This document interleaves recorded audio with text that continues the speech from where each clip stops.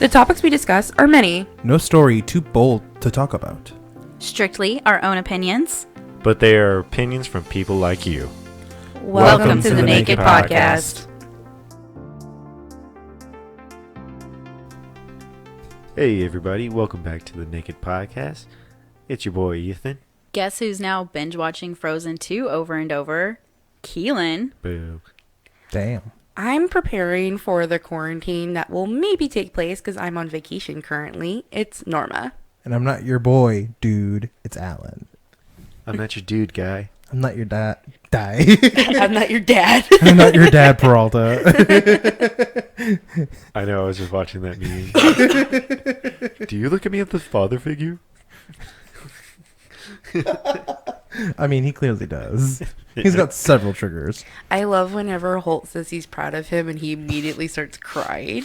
No, yeah, but that little thing where he's like, "Do you see me as a father figure?" No, blah blah blah. He goes, "Respect your dad." And Terry is just like, "Respect your dad." It gets me every time.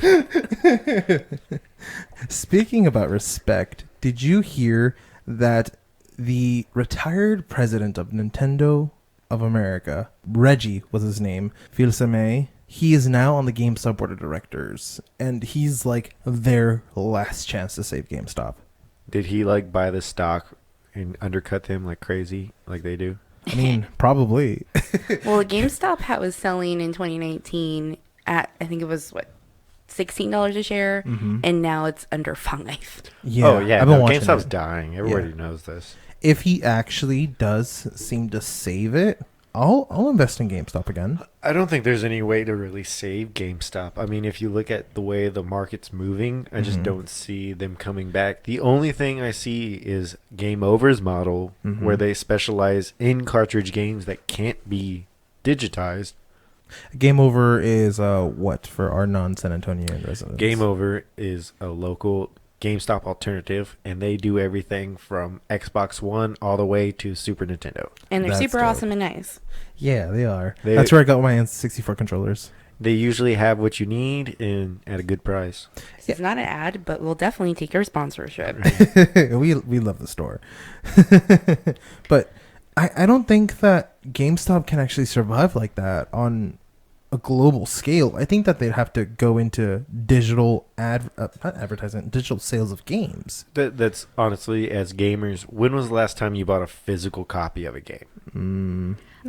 I had recently. Oh, sorry. Kind of recently, but it was for Eros. Yeah. But most of the time it's digital. Yeah. And you buy it straight from like the Nintendo store or Xbox.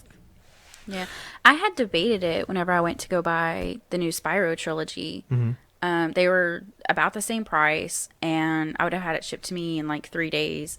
But with the digital download, or even with the physical copy, I would have still had to digitally download it. So at that point, I was just like, might as well just get it now and download it. Well, I guess, yeah, because we're Xbox gamers.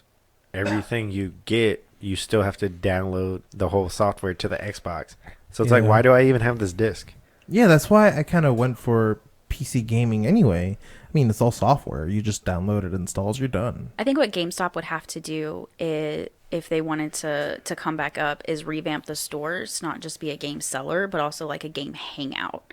Like you could go there, chill out, hang out. Sort of like an internet cafe, but with consoles. Yeah. That'd be a really good idea. So we've always had that idea. Like, I've always had this idea for a bar, right? Where you can walk in and play any system you want. That's fucking dope. That'd be cool. Like a console slackers. Yeah, like Slackers. Well, I'm thinking Slackers in Austin. Oh, I haven't been to that one. Oh, okay. That'd be pretty cool. I'd be on board with that.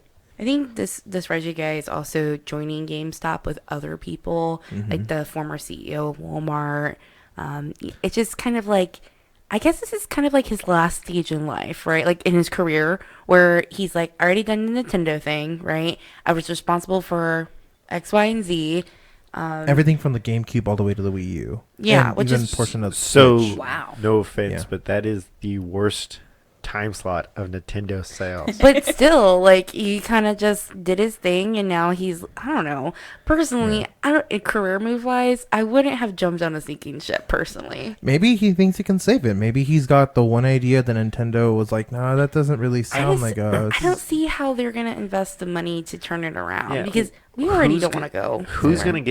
gonna give the money in the first place? Not me. What are they gonna do? GameStop would dramatically have to alter everything about themselves in order just to like revive themselves, and I don't see it happening. If they moved more towards like PC stuff, having some PC stuff in hardware more than games, then maybe. So expand their existing marketplace to not only be console, but actually go for PC parts, like Fry's Electronics or Newegg in a way. Yeah, if I wanted to go pick up a new top of the line processor, maybe they, have a few on hand. Or they do like a custom PC type of workshop or building, Yeah, That'd be cool. Build PCs for people. That'd be a good idea. Hey, GameStop, we patent that idea. Give us money first. I just don't see any moves that they can make. But how can they do that with such a small Storefront. Yeah. They're going to have to close some stores. Maybe close stores and have sample stores, like pop-up stores, just to test the market and see what that looks like. Yeah, Amazon's doing that to try and open up personalist stores. Yeah, it's just what type of gaming market is GameStop going to tap into to fill in the void? Because their bread and butter was always games. Well, games are gone now. Just no one buys physical copies much anymore. And can I add to that? It's no longer AAA games. It's the indie gamer lifestyle now. Yeah, especially with the Series 1X going to be opened up to Steam and other. That's going to kill them even more. Oh, shit, they are? Oh, I want one now. Honestly, I really think it's about time for that to happen anyway. To have that kind of cross-platform. Yeah, that's what a little thing that we were talking about Saturday was that moving forward, I don't see why consoles are not going to cross-platform anymore.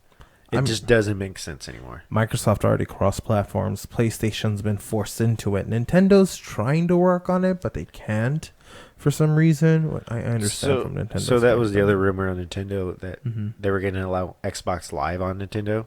I just haven't seen anything come from that. That's going to be fucking badass. I haven't heard that.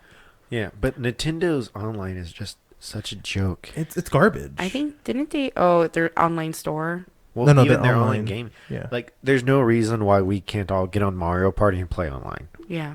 Yeah. If we can play the mini games online, why can't we play the regular game? But Mario Party is its own thing. Like, I feel that Nintendo is purposefully killing off Mario Party. Every other game has received a major update or major DLC. Mario Party hasn't received any of that. But I think back to Ethan's point of, why can't, maybe that's it. Maybe they don't want to invest the time and the money to make it something that could be played online. But can you think of how much more popular it would be to be like, hey, let me kick your ass real quick on, the Thwomp Maze? Yeah. I'd love it if we could, sit here and play. And if we end up getting quarantined, maybe they should move to that platform. Right? We're going to need something to do. Let me play with my friends. I get tired of stomping Kielyn. I need somebody else. You want to get stomped at Mario Kart? Norma can do it. Hell yeah. So can I. Vindicated in a win. I don't know. Y'all refused to play it on the N64, so. Oh, I did not refuse. It just we didn't get there before you left. Yeah, that's true.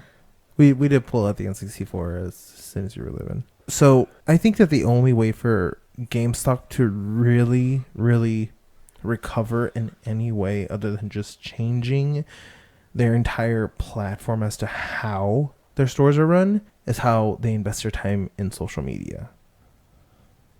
Like how they invested, how they can actually push I feel like to bring GameStop people in. GameStop totally gets wrecked on social media. Like, they get burned on memes all the time. Kind of like that Pawn Stars meme. Like, I can give you $2 for this priceless antique. Did you see so they made a meme and posted it today, the Pawn Stars? With the toilet paper? Yeah. So they have this is one ply toilet paper. They had a third of a bottle of sanitizer. and then just some wet wipes, and he goes, "I give you $50." Jeez. Social media is a beautiful thing. There's been a lot of stuff popping up in social media, but I just don't see how GameStop can do anything different than what's already out there. Well, maybe Reggie will be able to figure they that out. can try to do something like how Corey Feldman did, and he set up this big thing, makes this huge big deal about it, and then it doesn't work, and he just takes everybody's money. That was a nightmare. It was, and I feel bad for, like, especially the people in the UK, because at that point it was 2, 3 o'clock, 4 o'clock in the morning when they're trying to watch it, and then it never even aired the first night. It didn't even get to premiere the second day when they wanted to in the afternoon, but they finally got it, because it was supposed to premiere on Monday, do a second viewing on Tuesday. They finally got it set up to where it's continuous streaming Wednesday for a 24-hour loop. And then on Thursday, they set it to an on-demand streaming, which was, like, I'm wondering now why the hackers aren't trying. Well, I guess because it's out there, there's no point to shut it down. I honestly don't think there was any hackers. Look, based off of the way they edited their own website, it doesn't look like it was hackers. Hold on. Let's just back it up for a second, though. So Okay. Corey Feldman, he was an 80s movie star, really popular. Was in Lost Boys, was in The Goonies, Ninja Turtles, and Cowabunga, dude. and it's a tale of two Corey. So it's Corey Feldman and then Corey Haim, right? Mm-hmm. So Corey Feldman was putting out this docuseries telling Corey Haim's truth, and then I guess either the server got overloaded with so many people trying to watch it, or hackers were trying to hack it. But it was just a very confusing time, and Twitter blew up. The one part where that makes me actually step back and go, but is it hackers though? Was the one video where somebody had recorded Corey in front of the theater, and he's listening to his IT team on the PA system, and he's like, "Wow, do you hear that? They're attacking us in real time." And it just sounded like a very staged Disney cruise ship or the pirate attacks. Mm-hmm. And that's the only part that makes me hesitate, because everything else feels very genuine. And let's talk about how much it was to watch this documentary. You paid $20. It was very sketch, the whole login system. There's no way to pay with PayPal. I don't remember. I put in a credit card. Yeah. But then, while we're waiting for it to load, it was past the time. Then it got updated to say, "Please be patient." And then it got updated to say, "Hackers are trying to take over this website." A little bit of me was like, what the fuck about my payment information? Like, is it secure? And do I need to put my credit cards on freeze? Yeah. So, based off what I know on technology, there's no way you can tell hackers are trying to hack you in real time. You can only tell if your server's having problems or if it's okay. That's it. So they knew their servers were having problems. They knew that they kept trying to refresh it. They kept fixing it, and then it just kept going down. So it was probably also the fact that there were thousands of people all trying to watch this at once. It's a denial of service attack by himself. I think he was trying to run it on dial-up. Jesus. Well, I think no major carrier wanted to premiere it, right? Like Netflix or anything like that. Yeah. So they mentioned in the documentary that he wrote an autobiography back in the 2000s, and it was like choreography or something. And he wanted to name his names in the book to get it out there. Well, whenever they went to the publisher with it, they're like, "Cool, well, we can publish this, but you have to change the names." So he didn't feel like he got what he wanted from that. And then he attempted to make a Lifetime movie about it, but then he got told the same thing. You have to change the names. And so for him to actually do what he wanted, he put all of his money into this. Producing, filming, editing, getting it out there, setting everything up. So getting into the documentary itself, for one, the intro, It was so high school PowerPoint. After the fourth time I was forced to listen to that, I was about to set this place on fire. There were a couple of people during the premiere who were able to get the stream, and so they were actually recording it on their phones and living it on Twitter so that we could watch it too. But then every time it got to about 17 minutes in, Yeah. it cut off. And that was like the whole song, basically. Jeez. Yeah, 17-minute intro. Roll credits. And then it went into like a long. For it being about Corey Haim, I felt like it took a long time to get to him. I think what they were trying to do was set the story, put people in place, understand what was going on at the time, because he went into his history about how he met Corey Haim. He had never really heard of him before, or while he was coming up, and it was right before Lost Boys that they had even met. And the director was just so excited. Oh, I've got the two Coreys. And Feldman is like, who's the other Corey? Who's this bitch? Yeah. But I guess the real big name that was dropped during it was Charlie Sheen. Charlie Sheen. Is that surprising? No. But when more information came out, this is where I was real torn on it. Because it sounded like Charlie Sheen took advantage of a child, but at the same time, Corey was having feelings for Charlie Sheen at the same time. The way they told the story was that Sheen had convinced Haim that this was normal. This is what all boy actors do to start getting ahead. This is not a thing to be ashamed about. But then when you see like Harvey Weinstein and all this information coming out, you're like, okay, well maybe in the 80s there was something to that, and that's even scarier. Okay, I mean, it's like it's not a secret. Everybody knows that somewhere in Hollywood, young girls or just young people in general, their futures on the line, and they get taken advantage of. Mm-hmm. And then so Haim did end up created feelings for Sheen. So when he actually went to try to go back to Sheen for a relationship, Sheen said no and grew very cold, grew very distant. And then so when Haim was older, he would talk to Feldman and be like, hey, I need to get laid. And Feldman's like, well, I don't know any girls. And he's like, I don't care, guys too, whatever, whoever. And he was probably 14 or 15 at about this time. Oh my God. And Feldman had recently talked to one of the other abusers, Dominic, who was 35 at the time. And he's like, oh, well, I've heard Dominic mention that you're cute, that, he has a crush on you.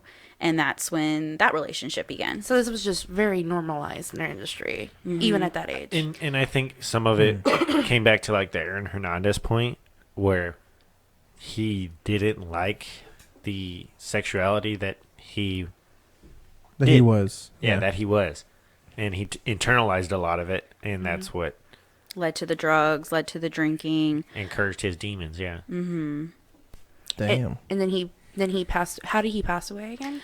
A lot of people thought it was an overdose because they did find like piles and piles of doctor's prescriptions and pills and all sorts of things all over his apartment. But the autopsy did show that it was pneumonia. Well, wasn't he also like being driven around from pharmacy to pharmacy trying to find a drug, or as far as he was like explaining to someone else? Oh yeah. He was just getting the prescriptions filled.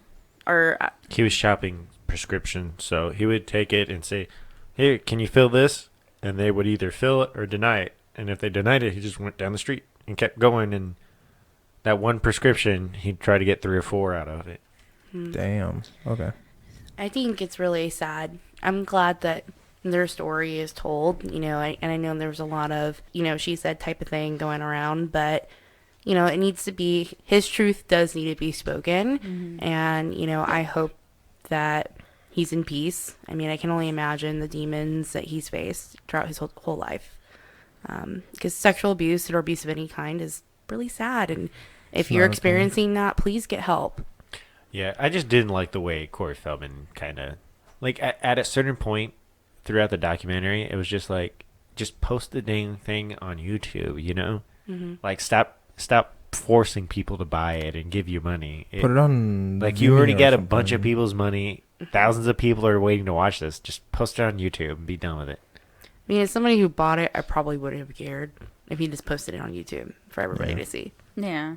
I am glad that he finally got the story out. I hope that this gives him a little bit of closure, and so he's able to not move on, but continue with his hashtag Kids2 project, and focusing on kids in the industry who are being abused, and then, continue to live his life. That's going to wrap up today's show right there. We just wanted to touch on everything real quick. Thanks for being such loyal listeners. We do appreciate it. Did you watch the documentary? Add us at OG_the Naked Pod. I had my 15 minutes of fame when I was trolling Corey Feldman's Twitter. Give us a shout. Let us know what you think.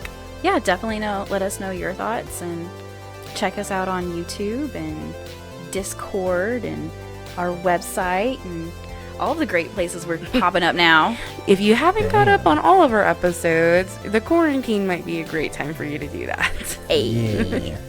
We have magnets and stickers. We will be hosting a giveaway soon, hopefully. And I had something else to say and I've forgotten. Nope, roll credits. Damn. I need to remember all. Bye, guys. This is an official Millennials production.